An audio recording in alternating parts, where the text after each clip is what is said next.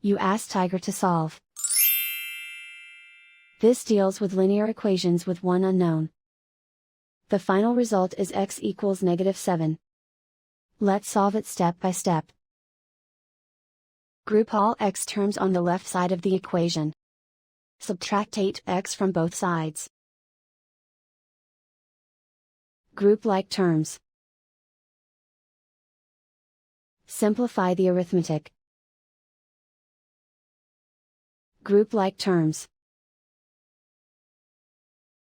Simplify the arithmetic. Group all constants on the right side of the equation. Add 9 to both sides. Simplify the arithmetic.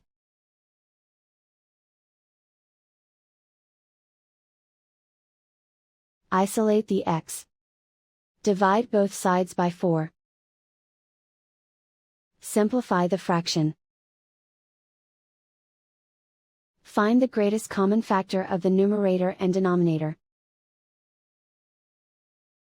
Factor out and cancel the greatest common factor. And so the final result is x equals -7.